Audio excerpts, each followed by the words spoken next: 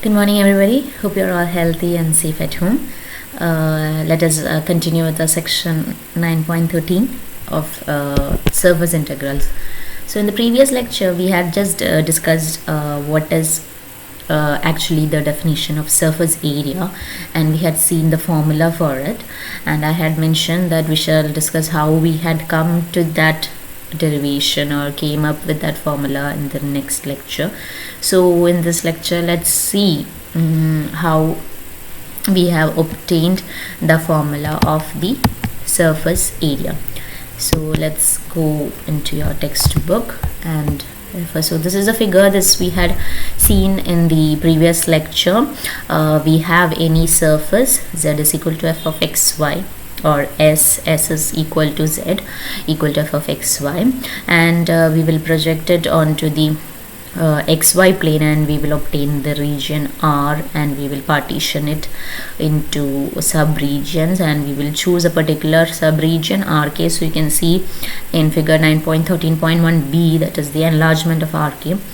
And we had I had mentioned that that in the previous lecture that we could find corresponding to this RK when it is treated into the surface given to us, we will get two regions or two portions. One is SK, that is the portion of the surface you can see here, and the other one is TK, that will be the tangent plane, portion of the tangent plane. Clearly on that surface we can form tangent. Now with the help of this tangent plane we are going to derive that formula.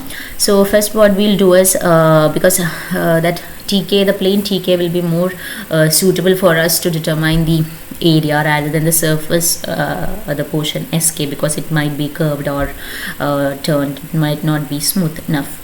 So let's see how we can do that. For that, what we'll do is we will find a point xk, yk and 0. Clearly the point in the xy plane z coordinate will be 0. So we are choosing a point at the corner of RK, and corresponding to this point we shall find two vectors u and v. I hope it is clear. Corresponding to the point in the corner we are finding two vectors u and v. Now what will be the vectors given to us? It will be u will be nothing but delta xk, that is a small change in xk, I plus fx of xk yk into delta xk k. Okay, the z corresponding to the axis z or the kth coordinate, it will be nothing but the slope into the change in the variable. So similarly, what will be v? V will be delta yk, that is small change in yk, into j plus fy of xk yk into delta yk k. Okay, so these are the slopes of the line containing u and v respectively, fx and fy. Right, so I hope this much is clear. Corresponding to any point in the corner of the region, we are finding two vectors u and v, and the vectors will be as given. Now we have used, I hope you guys remember in previous lectures, in the very beginning we had used this formula, that is delta tk is nothing but norm u cross v.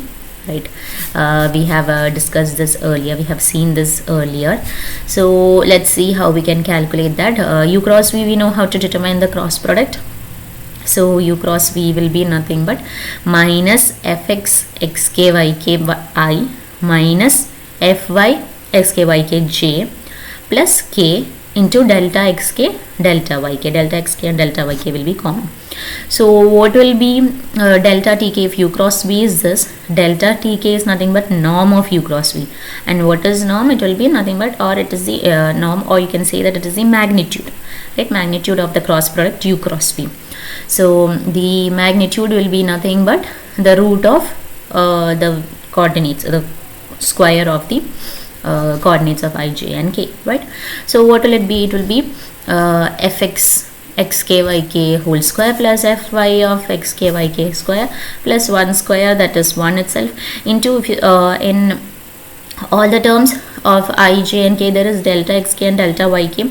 So every time we have to square it, and this term comes under the square root, so you can take it out. So that's how this delta xk and delta yk has come out from this square root part. Now this delta xk and delta yk is nothing but the area of that particular region, right? RK. So that is delta AK. So delta TK is nothing but root of 1 plus fx of xkyk whole square plus fy of xkyk whole square into delta AK. So here again, as we have done by for determination of double integral and all, we will consider the sum of all these areas, that is, we will form many RKs, subregions, we will form the sum, and we will take limit of that norm P, that is length of the largest partition or subregion, to tend to 0, and we will find and we will reach to the definition of the surface area which we have discussed in the previous class. So this is how we can form this area of the surface over R, the formula for this. And we have seen the relation between, or the similarity between, the arc length and the surface area. So this is how we can do, or we can verify it geometrically. So it was pretty much simple. You just have to choose a point and corresponding to that point, and we are treating the tangent plane, not the surface portion of the surface. We are considering the portion of the tangent plane over there. So that's it. With this we shall wind up our session. Thank you. Stay home and stay safe.